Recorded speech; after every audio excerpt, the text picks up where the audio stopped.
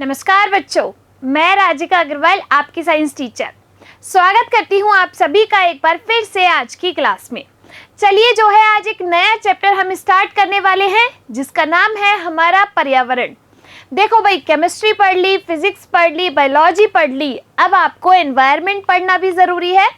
आपके total 16 chapter थे पहले, लेकिन अब 13 रह चुके हैं। ये आपका पहले 15th चैप्टर था, लेकिन अब जो आपका 14 चैप्टर था वो डिलीट हो गया है, 16 चैप्टर आपका डिलीट हो गया है।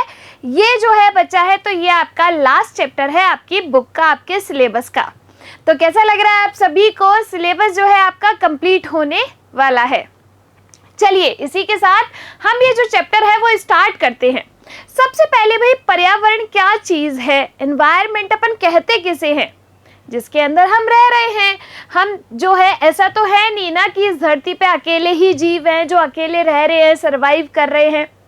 हम आपस में एक दूसरे के साथ अंडरस्टैंडिंग बना के रह रहे हैं, यानी कि हम अपनी चीज़ों के लिए एक दूसरे पर निर्भर हैं। जैसे कि हम अपने खाने के लिए पेड़ पौधों पर निर्भर है, दूसरे जानवरों पर निर्भर है। इस तरीके से सब आपस में मिल के जो है अपना क्या बनाते हैं? पर्यावरण बनाते हैं। अब ये जो चीज़ें हैं इस पर्यावरण के अंदर, हम किन किन चीज़ों को पढ़ने वाले हैं? देखिए, हमारा जो पर्यावरण है इसको हम सुरक्षित कैसे रख सकते हैं, कैसे जो है इसको और बेहतर बना सकते हैं। वैसे भी बहुत सारे ऐसे प्रोग्राम चलाए जाते हैं अपने जो पर्यावरण है उसको स्वस्थ रखने के लिए। ऐसे ही देखिए, सबसे पहले हम बात करते हैं परितंत्र की, जिसे हम क्या कहते हैं? इकोसिस्टम कहते हैं। अब ये जो आपका इकोसिस्टम है वो दो तरीके के कंपोनेंट से मिलके बना होता है, जिसे हम कहते हैं जैविक घटक और अजैविक घटक। जो आपके जैविक घटक होते हैं उन्हें हम कहते हैं बायोटिक कंपोनेंट्स। क्या कहा जाता है? बायोटिक कंपोनेंट्स कहा जाता है। अजैविक घटकों को कहा जाता है एबायोटिक कंपोनेंट्स। देखो, जैविक, जैसे कि आपको नाम से ही पता चल रहा है कि कोई ना कोई जीव होगा, कोई ना कोई सजीव होगा। जैसे आपके पेड़ पौधे आ गए, बैक्टीरिया आ गए, सूक्ष्म जीव जो है वो आ गए, हम ह्यूमन बींग्स आ गए, जितने भी जानवर हैं वो आ गए। तो जैविक घटकों का मतलब होता है कि जितने भी सजीव हैं वो। अब देखो, हम अलग अलग जगह पे जाते हैं, अलग अलग स्थान पे जाते हैं, तो वहाँ की जलवायु में परिवर्तन रहता है, टेम्परेचर में परिवर्तन रहता है। ये सब चीज़ें क्या है? भौतिक राशियां ही तो है, केवल क्या है? भौतिक राशियां। तो जो अजैविक घटक है यानी कि एबायोटिक कंपोनेंट्स, इसके अंदर जितनी भी भौतिक राशियां आती है उनको हम पढ़ते हैं। यानी कि आपके सजीव, अब देखो, टेम्परेचर के अकॉर्डिंग ही हम उसमें सरवाइव कर पाते हैं। आपके जो मिनरल्स है वो भी हमारे लिए ज़रूरी होते हैं। ये सारी जो भौतिक राशियां होती है, हम इनके साथ क्या करते हैं? एक अंडरस्टैंडिंग बनाते हैं। बनाते नहीं बनाते भाई? जब अगर भौतिक राशियां नहीं हो, मान लो जैसे आपके ताप नहीं हो, वायु नहीं हो, तो आप क्या सरवाइव कर सकते हो? नहीं कर सकते। मिट्टी नहीं हो तो सरवाइव कर सकते हो? मिट्टी नहीं होगी तो पेड़ पौधे नहीं लगेंगे, फिर आप कहाँ से खाना खाओगे? तो ये सारी चीजें मिलके आपस में क्या बनाती है? इकोसिस्टम का यानी कि परितंत्र का निर्माण करती है। तो बायोटिक कंपोनेंट्स में जितने भी सजीव हैं, जैसे सजीव, पेड़ पौधे, सूक्ष्म जीव, सब आ जाएंगे। एबायोटिक कंपोनेंट्स के अंदर आती है आपकी भौतिक राशियां। जितनी भी भौतिक राशियां हैं वो आती है एबायोटिक कंपोनेंट्स के अंदर। ये मिलके क्या बना लेते हैं? इकोसिस्टम बना लेते हैं। अब देखिए, ये जो आपका इकोसिस्टम होते हैं ये दो टाइप के होते हैं। एक होते हैं नेचुरल इकोसिस्टम यानी कि आपके प्राकृतिक परितंत्र, और दूसरे आपके होते हैं आर्टिफिशियल इकोसिस्टम यानी कि कृत्रिम परितंत्र।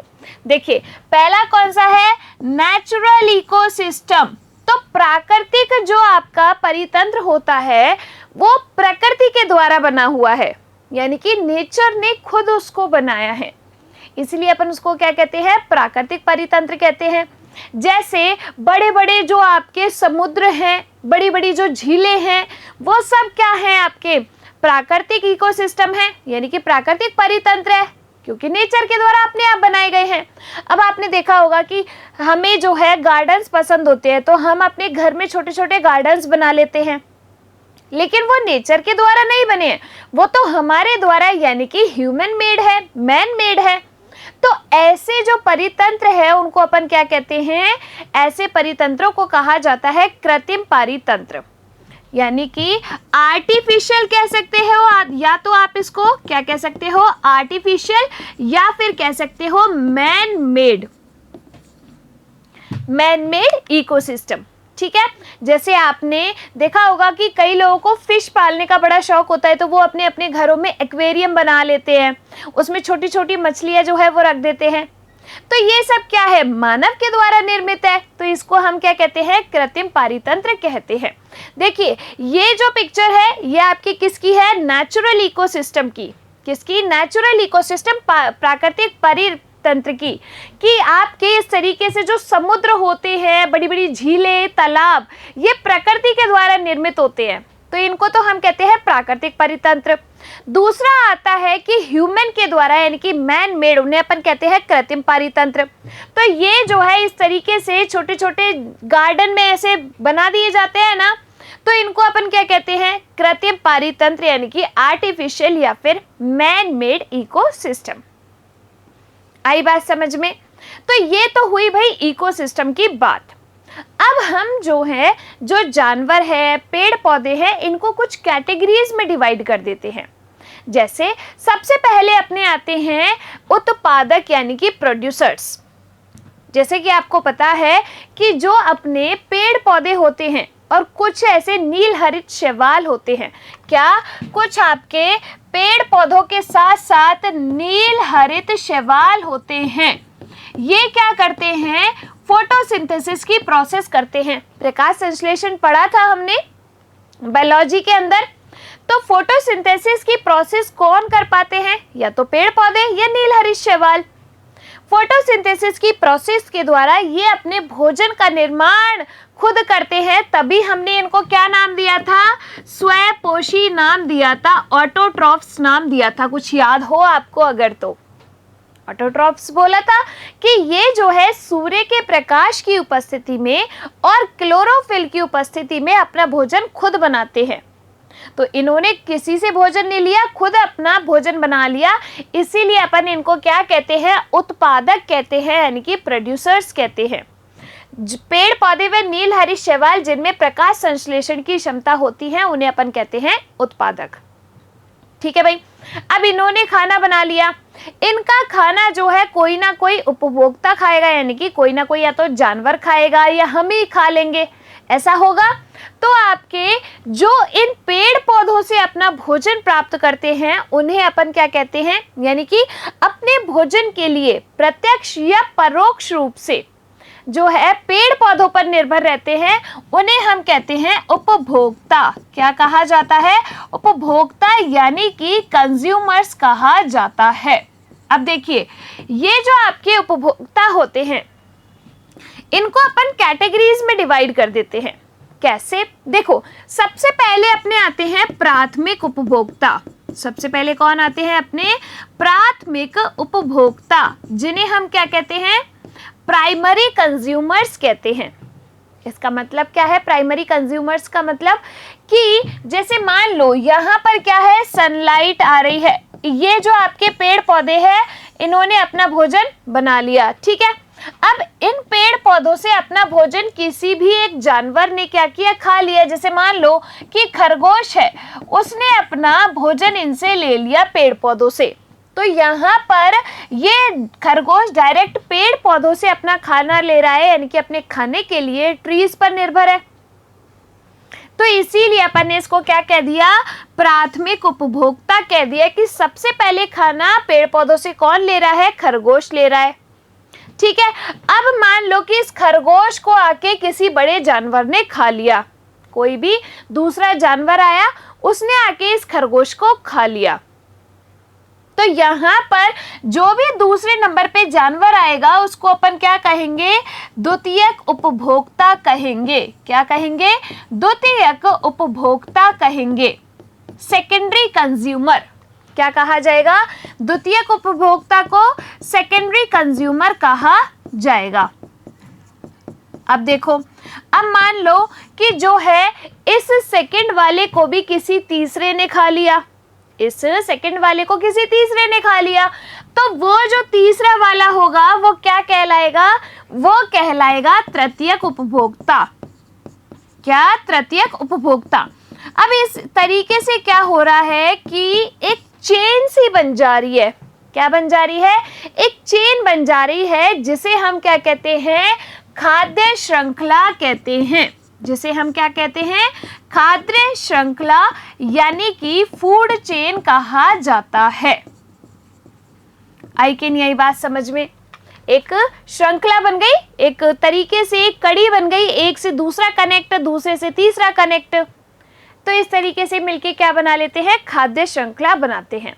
तो उत्पादक समझ में आया, जो अपना भोजन स्वयं बनाते हैं, अपने भोजन के लिए किसी पर निर्भर नहीं रहते, उन्हें अपन कहते हैं क्या? उत्पादक कहा जाता है, यानी कि आपके प्रोड्यूसर्स कहा जाता है, जो कि आपके पेड़ पौधे और कुछ नीलहरित शैवाल है। फिर आपके आते हैं उपभोक्ता, यानी कि कंज्यूमर्स, जो कि प्रत्यक्ष या परोक्ष रूप से अपने भोजन के लिए दूसरे पर निर्भर रहते हैं, उन्हें हम कहते हैं उपभोक्ता, यानी कि उपभोग कर लेते हैं वो उस खाने का। ठीक है। अब देखिए एक चीज और, ये जो आपके प्राथमिक उपभोक्ता होते हैं ये उत्पादकों के बाद आ रहे हैं जस्ट, तो इसीलिए अपन इनको द्वितीयक उत्पादक भी कह सकते हैं। क्या कह सकते हैं? द्वितीयक उत्पादक भी कह सकते हैं। किसको? प्राथमिक उपभोक्ता को। आ गई बात समझ में? चलिए आगे चलते हैं। अब अपने आती है आहार श्रृंखला। इस आहार श्रृंखला को हम जो है फूड चेन और या फिर अपन इसको खाद्य श्रृंखला भी कहते हैं। क्या? इस आहार श्रृंखला को फूड चेन या खाद्य श्रृंखला भी कहते हैं। तो देखो, विभिन्न जैविक स्तरों पर भाग लेने वाले जीवों की श्रृंखला, तो अभी मैंने बताई कि जैसे मान लो इस चेन में आपको नजर आ रहा होगा कि बहुत सारे क्या है? पेड़ है, पौधे हैं, उन पे इस तरीके से जानवर जो है निर्भर है। फिर इन जानवरों पर मान लीजिए कि हम निर्भर हैं। भाई जो आप कहेंगे कि हम तो पेड़ पौधों पर ही निर्भर है, अरे भाई कुछ लोग मांसाहारी भी होते हैं, वो कोई ना कोई जानवर भी खाते हैं, तो यानी कि हम जो है वो क्या है? अब हमें जो है बेसिकली नॉर्मली कोई नहीं खा सकता। अब वो बात अलग है कि कभी जंगलों में चल जाओ तो कोई चीर फाड़ कर दे, लेकिन वैसे तो हम क्या हुए? शीर्षस्थ उपभोक्ता हुए, यानी कि सबसे ऊपर हम ही आते हैं एक फूड चेन में। आई कि नहीं आई बात समझ में? तो इस तरीके से ये मिलके क्या बनाते हैं? खाद्य श्रृंखला बनाते हैं। श्रृंखला का प्रत्येक चरण अथवा कड़ी एक पोषी स्तर बनाते हैं, यानी कि ये एक पोषी स्तर है, ये दूसरा पोषी स्तर है, ये शीर्षस्थ पोषी स्तर है। इस तरीके से देखो, मान लो कि जो है यहाँ पर क्या है? घास है, यहाँ पर क्या है? घास है। अब इस घास को जो है खा लिया किसने? खरगोश ने खा लिया। ये छोटे छोटे कीट आप मान लो, चलो खरगोश छोड़ो, छोटे छोटे जो कीट है उन्होंने आपके क्या खाई? ये घास पे बैठे हुए हैं कीट, छोटे कीट, जैसे आपके ग्रास हॉपर हो गया, वो टिड्डा नहीं होता राम जी का घोड़ा, वो हो गया। अब इस कीट को, इस टिड्डे को मान लीजिए आपके किसने खा लिया? सांप ने खा लिया। टिड्डे को किसने खा लिया? सांप ने, यानी कि स्नेक ने। ठीक है। अब इस सांप को जो है आके उड़ा ले गया कौन? बाज। तो इस तरीके से इन्होंने क्या बनाई? एक फूड चेन बना ली। अब इस फूड चेन के अंदर ये जो है घास, वो अपने पास क्या है? उत्पादक है, यानी कि प्रोड्यूसर है कि नहीं भाई? इसी ने ही तो प्रकाश संश्लेषण की प्रक्रिया की और अपना भोजन का निर्माण कर लिया। यहाँ पर ये जो कीट और टिड्डे हैं ये क्या है? आपके प्राथमिक उपभोक्ता हैं। क्या है? प्राथमिक उपभोक्ता हैं। ठीक है भाई, आगे चलो। यहाँ पर ये जो सांप है वो क्या हो गया? आपका द्वितीयक उपभोक्ता। क्या हो गया? द्वितीयक उपभोक्ता, यानी कि सेकेंडरी कंज्यूमर हो गया। और लास्ट में जो है ये क्या है? बाज आपका तृतीयक उपभोक्ता। जो लास्ट वाला होगा उसको हम शीर्षस्थ उपभोक्ता भी कहते हैं। लास्ट में जो आएगा उसको शीर्षस्थ कहेंगे। तो ये क्या है? आपका तृतीयक उपभोक्ता है। ठीक है। ये तो हुई फूड चेन की बात कि इस तरीके से जो है इनको आपस में खाते गए और एक फूड चेन का निर्माण जो है वो कर लिया। अब एक सिंपल सी चीज समझने की यहाँ पर क्या है, तो बात ये है कि जो आपके घास है वो बहुत सारी होगी। अब ऐसा तो नहीं है ना जितनी घास है उतने ही टिड्डे होंगे, नहीं, संख्या में कम होंगे। तो यहाँ पर मान लीजिए कि ये जो है इतनी आपकी क्या है, घास है, बहुत सारी घास जो है आपकी उगी हुई है। अब इस घास पे कौन है, आपके कीट है, टिड्डे है, ग्रास हॉपर है, तो उनकी संख्या क्या होगी, उनकी संख्या कम होगी इस घास से, होगी नहीं होगी। अब इन कीटों को खाने वाले जो सांप है उनकी संख्या इन टिड्डों से कम होगी। तो मान लीजिए कि यहाँ पर ये क्या है, सांप है। अब इस सांप को खाने वाले बाजों की संख्या कम होगी। तो जैसे जैसे आपने देखा कि हम पोषण स्तर में आगे बढ़ते गए, ये प्रथम पोषी स्तर, ये द्वितीय पोषी स्तर, तृतीय चतुर्थ पोषी स्तर, ठीक है।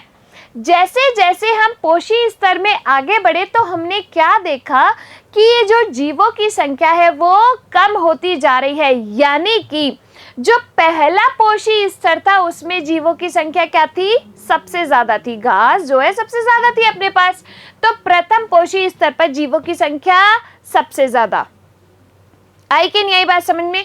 तो इस तरीके से ये क्या बन गया, आपका फूड चेन बन गया। देखिए आगे, उत्पादक जो कि आपके क्या होते हैं, स्वपोषी ऑटोट्रॉफ्स होते हैं, जो प्रकाश संश्लेषण की प्रक्रिया द्वारा अपने भोजन का निर्माण स्वयं करते हैं। शाकाहारी या प्राथमिक उपभोक्ता जो कि इन पे निर्भर रहते हैं, किस पे, उत्पादकों पे।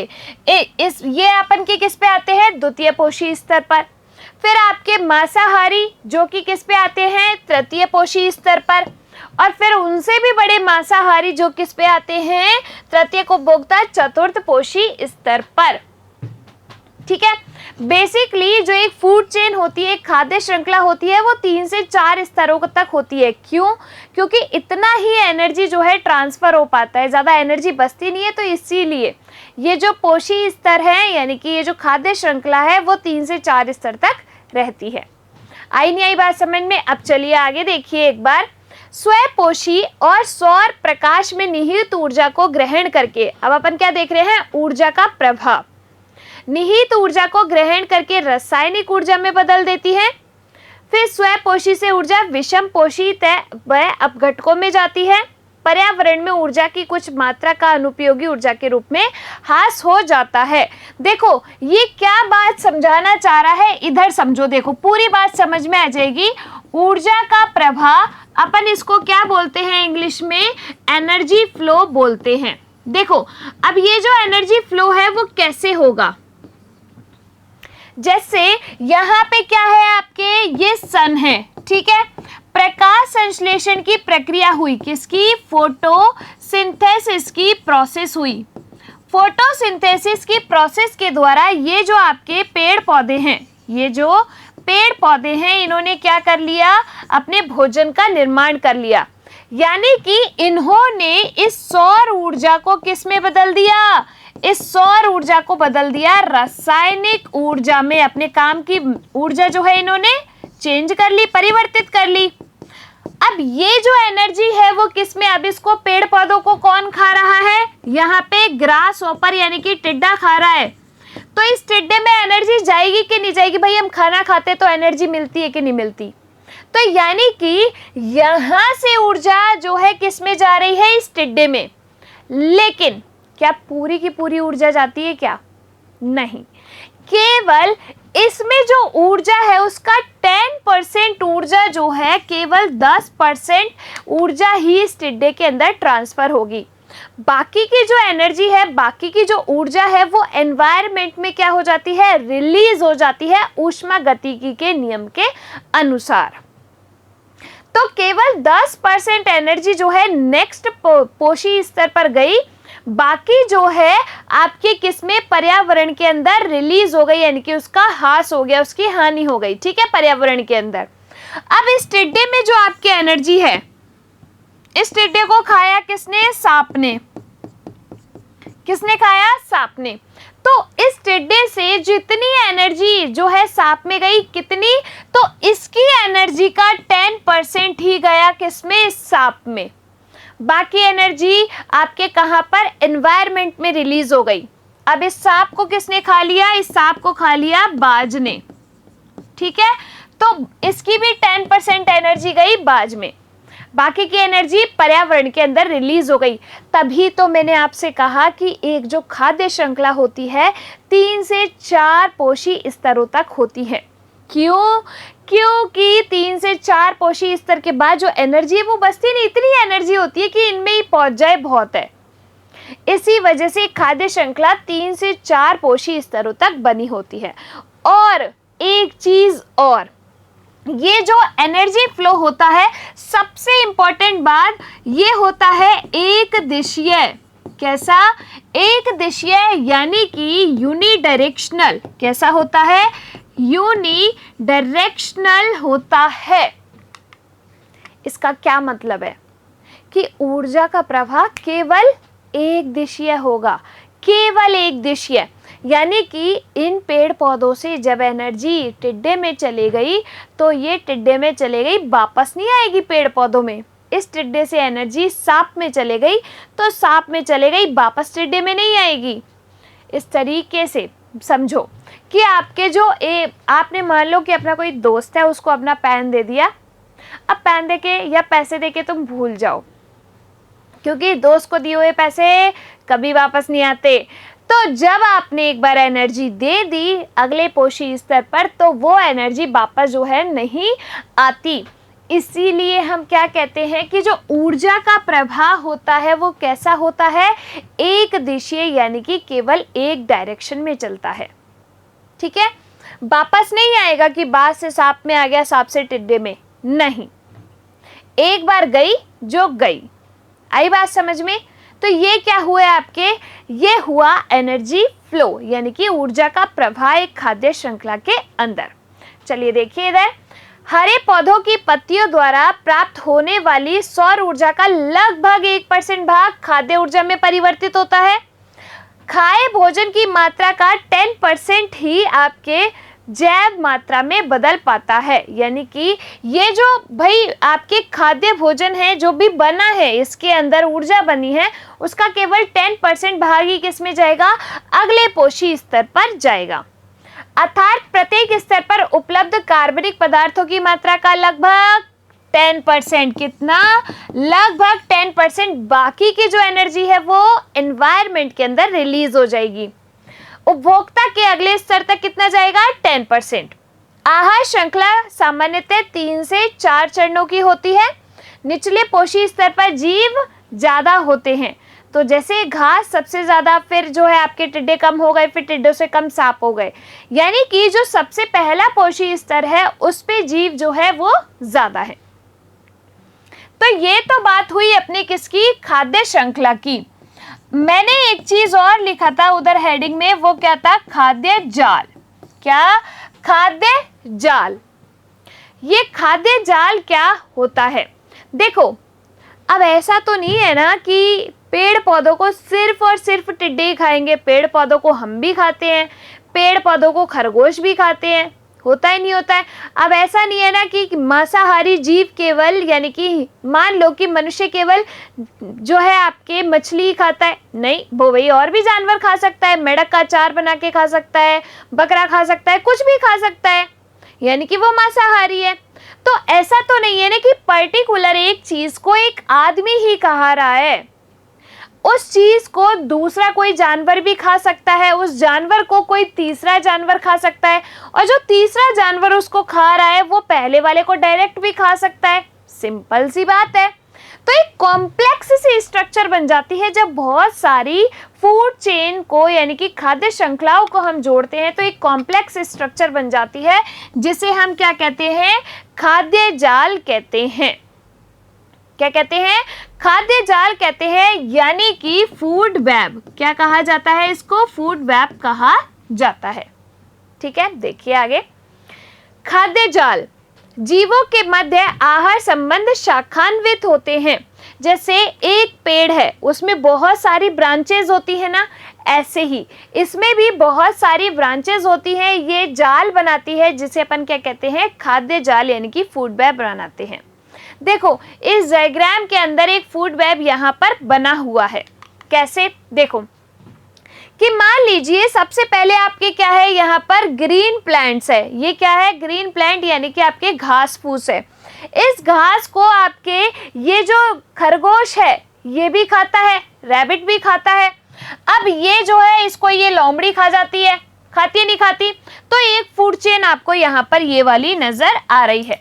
दूसरी वाली देखो कि इस जो है घास को इस खरगोश ने खाया।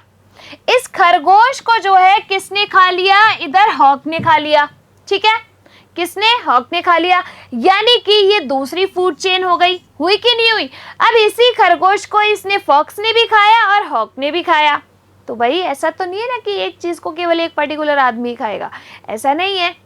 अब देखो यहाँ पर घास को जो है चूहे ने खा लिया और चूहे को जो है इस आउल ने खा लिया और इस चूहे को डायरेक्ट हॉक ने भी खा लिया। इसी तरीके से ये जो टिड्डा है इसको इस मेढक ने खा लिया, इसको इस बर्ड ने भी खा लिया, बर्ड को जो है स्नेक ने खा लिया और स्नेक को फिर हॉक ले गया। यानी कि एक कॉम्प्लेक्स सी स्ट्रक्चर यहाँ पर बन जा रही है। बहुत सारी खाद्य श्रृंखलाएं मिलके उसको अपन क्या कहते हैं, खाद्य जाल कहते हैं, इनकी फूड वेब कहते हैं। आई कि नहीं आई बात समझ में? तो ये क्या है, आपका खाद्य जाल है, फूड वेब है, जिसके अंदर बहुत सारी फूड चेन आपको शाखाओं के रूप में नजर आएगी। आई कि नहीं आई बात समझ में? चलिए आगे देखते हैं। ऊर्जा का प्रवाह एक दिशीय। ऊर्जा का प्रवाह क्या होता है, एक दिशीय, यानी कि एनर्जी जो है केवल एक ही दिशा में क्या करेगी, फ्लो करेगी, वापस से रिवर्ट बैक नहीं आएगी। कितना % एनर्जी जाता है एक पोषण स्तर से दूसरे पोषण स्तर पर, केवल 10% एनर्जी जो है वो फ्लो होती है। ठीक है, कुछ रासायनिक पदार्थ आहार श्रृंखला के माध्यम से शरीर में प्रवेश कर जाते हैं। कुछ ऐसे केमिकल्स होते हैं, जैसे पेड़ पौधों पे जो है उनको कीटों से बचाने के लिए इस तरीके के केमिकल्स छिड़कते हैं। अब वो हमारी जो है अंदर, हम खाना खाते हैं, पेड़ पौधे खाते हैं, जीवों को खाते हैं, तो ये केमिकल्स हमारी बॉडी के अंदर क्या कर जाते हैं, एंटर कर जाते हैं। तो कुछ रासायनिक पदार्थ आहार श्रृंखला के माध्यम से शरीर में प्रवेश कर जाते हैं और हम जो है वो क्या है, शीर्षस्थ उपभोक्ता है, यानी कि हम है टॉप कंज्यूमर्स। क्या है, टॉप कंज्यूमर्स हैं। अतः हमारे शरीर में रसायन सर्वाधिक मात्रा में संचित हो जाते हैं, जिसे अपन क्या कहते हैं, जैव आवर्धन कहते हैं। आई कि नहीं यहाँ तक बात समझ में, जिसे अपन क्या कहते हैं, जैव आवर्धन कहते हैं। तो यहाँ तक अपनी बात हुई किसकी, जो आपके परितंत्र है उसकी, यानी कि इकोसिस्टम की, जिसमें जैविक घटकों को देख लिया, अजैविक घटक देख लिए। इसके बाद जो है हमने इस तरीके से जीवों को देखते हुए क्या देख ली, खाद्य श्रृंखला और खाद्य जाल देख लिया। अब अपन बात करते हैं कुछ ऐसे फैक्टर्स की, यानी कि कुछ ऐसी चीज़ों की, कुछ ऐसे इफेक्ट्स की, प्रभावों की, जो कि हमारे पर्यावरण के लिए सही नहीं है। बात करें, चलिए देखते हैं। सबसे पहले ओजोन परत तथा उसका अवक्षय, यानी कि ozone layer and depletion. Ozone layer होती क्या है, देखो एक होता है O2 और एक होता है O3। दोनों में क्या डिफरेंस है? O2 जो है वो क्या है, ऑक्सीजन है। क्या है, ऑक्सीजन, जिसको हम सांस लेने के दौरान अंदर खींचते हैं, इसको तो अपन क्या कहते हैं, ऑक्सीजन कहते हैं, O2। O3 को हम कहते हैं ओजोन। O3 को हम क्या कहते हैं, ओजोन कहते हैं, जो कि एक विषैली है। क्या है, विषैली है। इसको हम सांस में अंदर नहीं ले सकते हैं। अब देखो, जो ऑक्सीजन है उसमें ऑक्सीजन के 2 परमाणु मिलके क्या बनाते हैं, एक ऑक्सीजन का अणु बनाते हैं। O3 में क्या होता है कि आपके 3 ऑक्सीजन मिलके क्या बनाते हैं, 3 ऑक्सीजन मिलके आपके बना लेते हैं क्या, O3, यानी कि ओजोन। अब देखो ये जो ओजोन है वो क्या है, आपका घातक विषय यानी कि जहरीला है। लेकिन ये जो है हमारे एटमॉस्फेयर के अंदर एक लेयर में प्रेजेंट है, जो कि क्या करती है, ये लेयर, ओजोन लेयर जो है, सूरज से आने वाली पराबैंगनी किरणों से हमारी सुरक्षा करती है। पराबैंगनी किरणों को क्या कहा जाता है? अल्ट्रावायलेट रेज कहा जाता है। पराबैंगनी किरणों को क्या कहा जाता है? अल्ट्रावायलेट रेज कहा जाता है। ये जो अल्ट्रावायलेट रेज होती है ना, ये हमारे लिए सही नहीं है। अगर मान लो कि ओजोन लेयर नहीं होना आपके एटमॉस्फेयर के अंदर, तो ये जो सूर्य से आने वाली पराबैंगनी किरणें वो डायरेक्ट धरती पर आएंगी और हमें स्किन कैंसर कर देगी, त्वचा का कैंसर कर देगी, जिसे अपन मेलानोमा कहते हैं। ठीक है, इसीलिए ओजोन लेयर जो है हम सब को प्रोटेक्ट करने के लिए हमारे एटमॉस्फेयर के अंदर प्रेजेंट है, वायुमंडल के अंदर प्रेजेंट है। तो देखिए, ऑक्सीजन के 3 अणुओं से मिलके आपके O3 का निर्माण होता है। O3 क्या है? घातक विष है, परंतु वायुमंडल के ऊपरी स्तर में एक आवश्यक प्रकार्य संपादित करती है। क्या कार्य होता है इसका? तो ये जो आपकी ओजोन लेयर होती है, यहाँ पे ये आपको नजर आ रही है, ये क्या है? आपकी ओजोन लेयर है। क्या है? Ozone layer. तो ये जो सूर्य से आने वाली अल्ट्रावायलेट रेज जो होती है, उनसे हमें क्या करके रखती है? प्रोटेक्ट करके रखती है। क्या हमें जो है प्रोटेक्ट करके रखती है? अल्ट्रावायलेट रेज से, पराबैंगनी किरणों से। अब देखो, ये जो ओजोन है ना, उसका डिप्लीशन हो रहा है, यानी कि उसका अवक्षय हो रहा है। कैसे? तो इसका रीजन क्या है? आप लोग रेफ्रिजरेटर वगैरह यूज में लेते हो नहीं लेते? इनसे निकलने वाला जो क्लोरोफ्लोरोकार्बन्स है, CFC है, उसके बहुत ज्यादा यूज की वजह से ये जो आपकी ओजोन लेयर है ना, वो पतली होती जा रही है, यानी कि थिनिंग होती जा रही है। किसकी? तो ओजोन लेयर की थिनिंग होती जा रही है, जिसे अपन क्या कहते हैं? ओजोन अवक्षय कहते हैं। आपने सुना होगा कोरोना के टाइम पे कि जो है ओजोन लेयर है ना, वापस से बनने लग गई है। ओजोन होल जो है, आपने ओजोन होल के बारे में सुना होगा, ओजोन छिद्र। ओजोन छिद्र का मतलब ये नहीं है कि उसमें छेद हो गया, वो जो है पतली होती जा रही है। किसकी वजह से? इन क्लोरोफ्लोरोकार्बन्स की वजह से ओजोन लेयर जो है वो पतली होती जा रही है। अब फिर अगर ये मान लो कि खत्म हो जाए, बहुत ज़्यादा पतली हो जाए, तो डायरेक्ट सूरज से क्या होंगी? पराबैंगनी किरणें धरती पे आएंगी और हम सबको क्या कर देगी? कैंसर कर देगी। जो पेड़ पौधे हैं उनके लिए भी ये खतरनाक हो जाएगी। तो इसीलिए ये हमें क्या कर रही है? अल्ट्रावायलेट रेज से प्रोटेक्ट करके रख रही है। तो देखो, अल्ट्रावायलेट रेज से पृथ्वी की सुरक्षा करती है कौन? आपके ओजोन लेयर। ओजोन लेयर जो है आपके क्या है, किस तरीके से बनती है? तो देखो, आपका जो ऑक्सीजन मॉलिक्यूल है O2, वो जो है अल्ट्रावायलेट रेज की प्रेजेंस में 2 ऑक्सीजन में डिवाइड हो जाता है। ठीक है, अब घटित हो जाएगा 2 अलग अलग ऑक्सीजन में। ठीक है, अब ये ऑक्सीजन इस O2 के साथ जुड़ के क्या बना लेती है? O3। तो इसे अपन क्या कहते हैं? ओजोन कहते हैं। तो O3 अपना यहाँ से बन जाता है। अब देखो, 1980 से O3 की मात्रा में तीव्रता से गिरावट हो रही है, यानी कि ओजोन का डिप्लीशन हो रहा है। किसकी वजह से? इन क्लोरोफ्लोरोकार्बन्स की वजह से। तो देखो, ओजोन अवक्षय का कारण क्या है?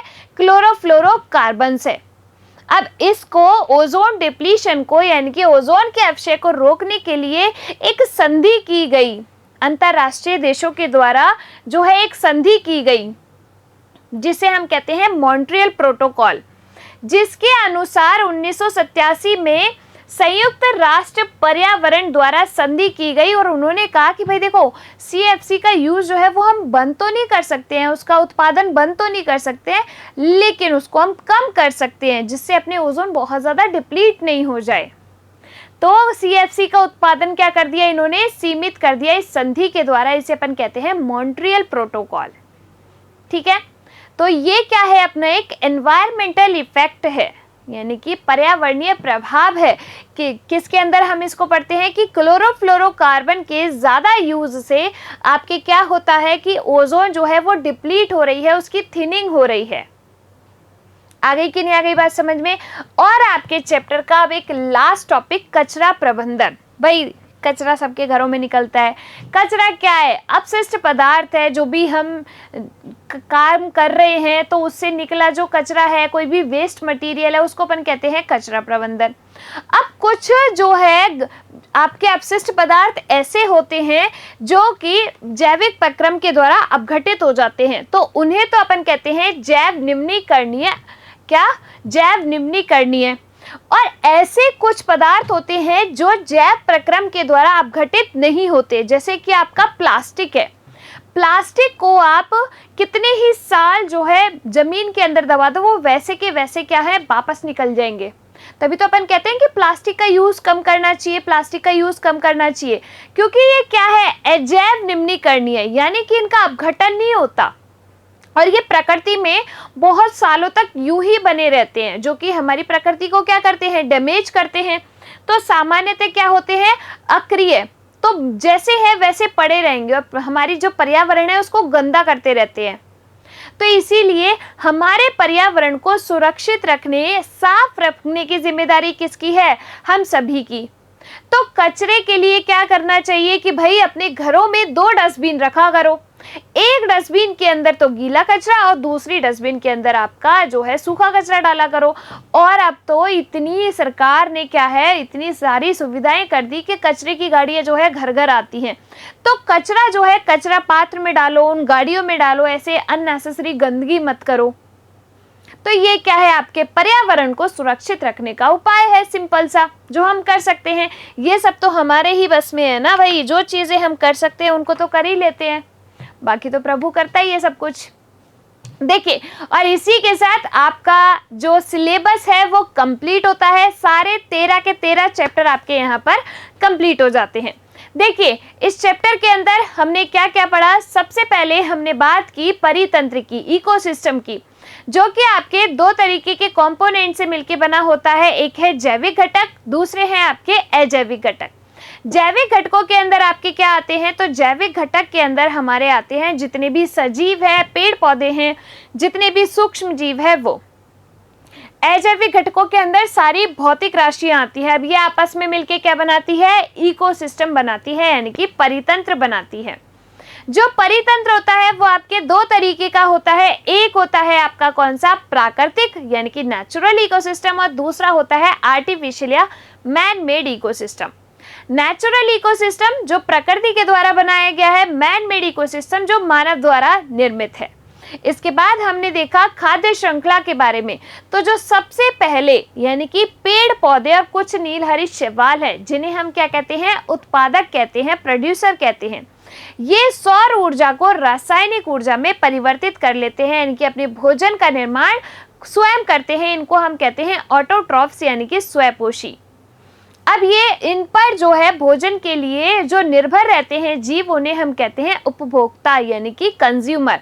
ये प्रत्यक्ष और परोक्ष रूप से जो है अपने खाने के लिए इन पेड़ पौधों पर निर्भर रहते हैं। अब ये जो है एक चेन का निर्माण करते हैं, जिसे हम कहते हैं खाद्य श्रृंखला या फिर फूड चेन कहते हैं, या आहार श्रृंखला कहते हैं। इस आहार श्रृंखला में जो प्रत्येक स्तर होता है वो क्या होता है, पोषी स्तर होता है। पहले आपके उत्पादक आते हैं, फिर आपके प्राथमिक उपभोक्ता आते हैं, फिर द्वितीयक उपभोक्ता आते हैं, फिर तृतीयक उपभोक्ता या शीर्षस्थ उपभोक्ता आते हैं। जो आपके सबसे निचला पोषी स्तर होता है उसमें जीवों की संख्या सबसे ज्यादा होती है। इसके साथ हमने देखा एनर्जी फ्लो यानी कि ऊर्जा का प्रवाह, जो कि क्या होता है, यूनिडायरेक्शनल। एक जो है उत्पादक से उपभोक्ता में एनर्जी आने के बाद जो है वापस वो उत्पादकों में नहीं जाएगी, यानी कि ऊर्जा का प्रवाह एक दिशीय होता है।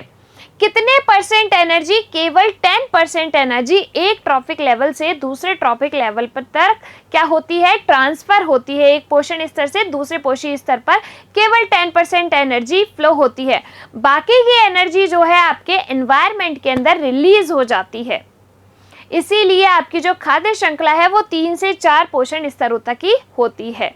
इसके बाद जो है हमने देखा ओजोन लेयर और ओजोन का डिप्लीशन।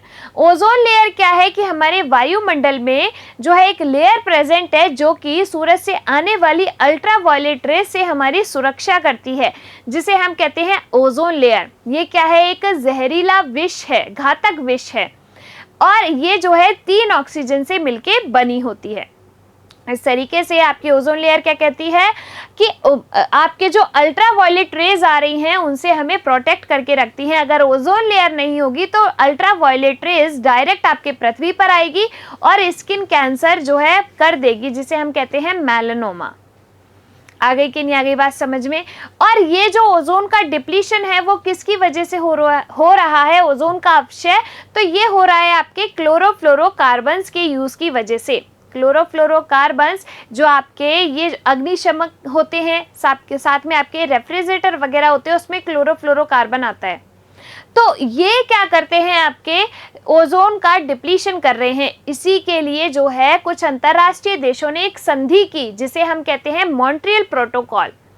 ये जो प्रोटोकॉल है इसके द्वारा CFC का जो उत्पादन है उसको कम किया गया है। इसके बाद हमने लास्ट टॉपिक पढ़ा कचरा प्रबंधन। कचरा 2 तरीके से हमने पढ़ा, जैव निम्नीकरणीय और अजैव निम्नीकरणीय। जैव निम्नीकरणीय जो कि आपके जैव प्रक्रम में अपघटित हो जाता है, और अजैव निम्नीकरणीय जो जैव प्रक्रम के द्वारा अपघटित नहीं होता, जो पृथ्वी में बहुत टाइम तक बना रहता है, उसे अपन क्या कहते हैं? सामान्यतः क्या होता है? अक्रिय यानी कि इनर्ट। उन्हें अपन कहते हैं अजैव निम्नीकरणीय। ठीक है, तो जो कि क्या है, हमारी प्रकृति के लिए, हमारे एनवायरनमेंट के लिए सही नहीं है। तो ये सारी चीज़ें पढ़ी हमने इस चैप्टर के अंदर। इसी के साथ आपका सिलेबस जो है यहाँ पर कंप्लीट होता है। सारे चैप्टर हमने कर लिए हैं। अब आप इन चैप्टर्स को रिवाइज कीजिए और आपको जो भी दिक्कत है वो बताइएगा। चलिए मिलते हैं अपन कभी नई क्लास में। तब तक के लिए आप लोग खुश रहिए, स्वस्थ रहिए, इन चैप्टर्स को पढ़ते रहिए। धन्यवाद।